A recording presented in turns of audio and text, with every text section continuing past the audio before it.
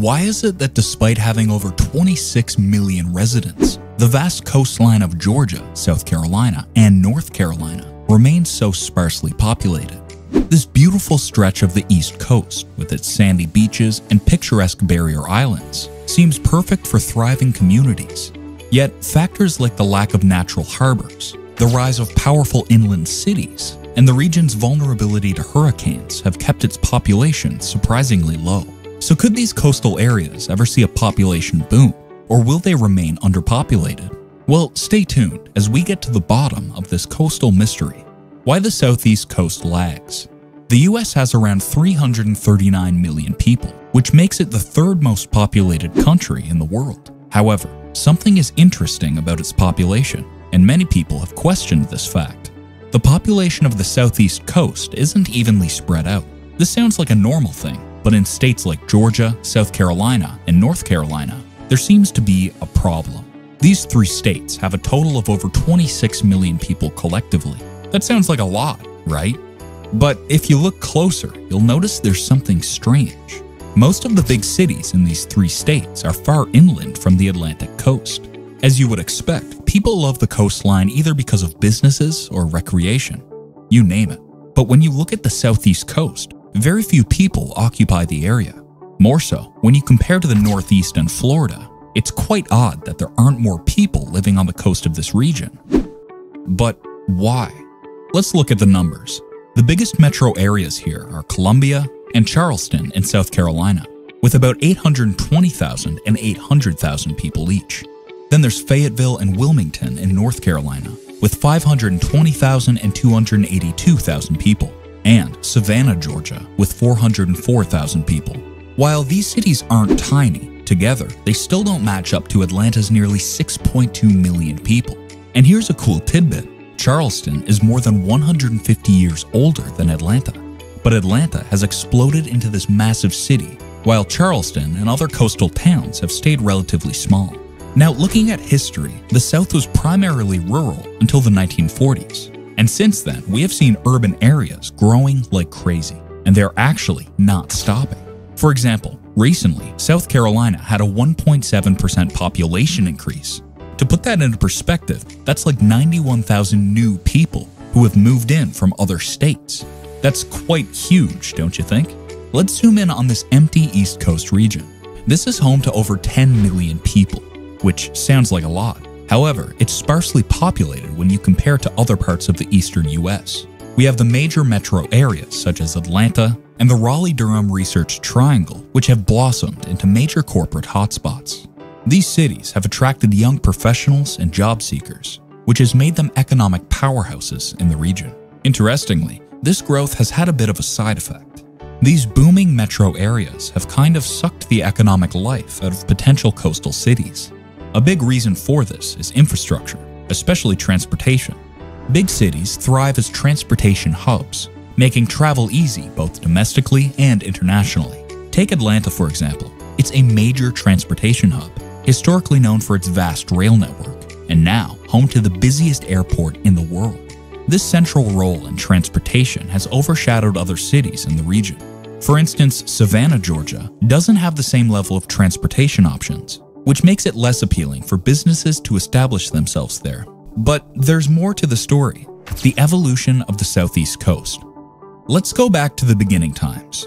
It happens that the southeast coast of the US, Georgia, South Carolina, and North Carolina, developed so differently from the Northeast. While states like New York and Massachusetts have deep harbors carved by glaciers, perfect for growing big cities, the Southeast has barrier islands, salt marshes, and flat plains. These natural features meant they couldn't build big ports and become major trade hubs. Without these harbors, the Southeast focused on farming instead. The barrier islands offer some protection from the Atlantic Ocean but aren't stable enough for large ports.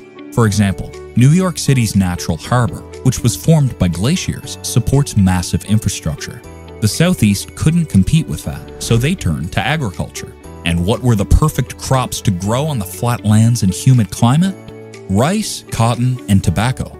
This agricultural focus led to the tragic enslavement of Africans, a dark chapter with lasting impacts. While the Northeast developed diverse economies with manufacturing and shipping, The Southeast stuck with farming. Plantations were self-sufficient and didn't need urban centers for labor or goods. Even major rivers like the Savannah and Cape Fear couldn't make up for the lack of harbors. They were better for local trade than international commerce. Today, even though the Southeast's economy has diversified, the agricultural past is still visible. Cities like Atlanta and Charlotte have grown into major hubs by becoming transportation centers and diversifying their economies. But the coastal areas, they still show signs of a past dominated by plantations and farming. But that's not all. Disease and migration on the southeast coast. Did you know that the southeast coast was a hotbed for diseases such as yellow fever and malaria before modern mosquito control? Yes, that's true. The early settlers had no idea mosquitoes were the culprits, but they quickly figured out that coastal cities were not the healthiest places to live. So they moved inland, where the hilly terrain was safer. The climate played a huge role here. The southeast is warm, and what's the perfect environment for mosquitoes? Well, a humid one. Another factor that facilitated the spread of diseases was trade. This area was part of the Greater Caribbean region and an important stop in the triangle trade. Therefore, this aided in the travel of diseases from the Caribbean ports. The heat and humidity kept these diseases alive and spreading. Now, unlike the Northeast's harsh winters, the Southeast's mild winters didn't kill off the mosquitoes. So at any time of the year, diseases like yellow fever and malaria could strike. This was so different from the other cities such as Boston and New York City, which had far fewer outbreaks, and they only happened during the summer months. But what about the geography of this region? Could this still be a factor in causing the sparse population of the East Coast? Geography of the Southeast Coast. In this stretch of land, you'll find a mix of sandy beaches, picturesque barrier islands, and expansive salt marshes. Now, while they're beautiful and iconic, these barriers are like a mixed blessing. They are good and bad. They offer some protection from the Atlantic Ocean, but aren't stable enough for big port operations or permanent settlements. As you move inland, the land gradually rises into rolling hills and low mountains, which brings in new opportunities as well as challenges. According to history, this geography shaped the region, which was heavily based on agriculture. The plantation economy was successful here, with cash crops like cotton and tobacco. However, this also led to a huge increase in slavery. This was a result of the massive labor force required by the large plantations. This history has left a lasting impact. If you're keen, the Southeast is mostly a residence of Black Americans. In fact, as of 2021, the entire southern region of the US housed about 56% of the country's Black population, with Atlanta alone being home to around 2.2 million, second only to New York City. North Carolina adds more variety to the landscape, with its flat coastal plain giving way to the elevated Piedmont region, and eventually the Appalachian Mountains. This mix has introduced industries like forestry and mining to the region's economic activities. Significant rivers like the Savannah and Cape Fear are vital for international trade and transport, but they aren't large enough for major marine trade like the Mississippi River or the St. Lawrence River. However, things are only expected to get worse. Climate change. Now, let's dive into how climate change is shaking things up across the Southeast. Since 1970, the region's average annual temperatures have climbed by about 2 degrees Fahrenheit, especially heating up during the summer. And it's not stopping there. Temperatures are expected to rise by another 4 degrees Fahrenheit to 8 degrees Fahrenheit by the end of the century.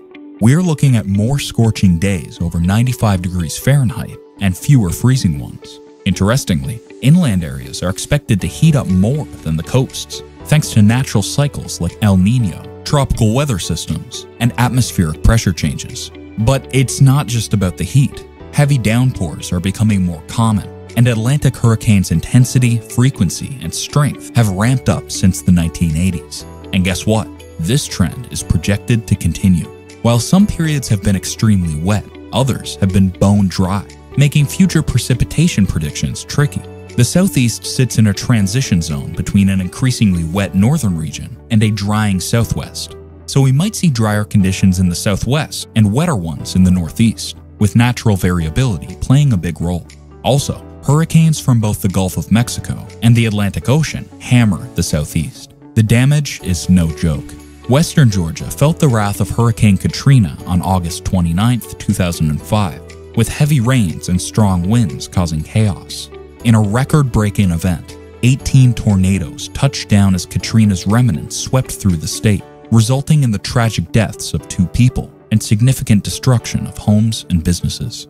Without a doubt, rising sea levels will erode shorelines, flood wetlands, and mess with coastal infrastructure.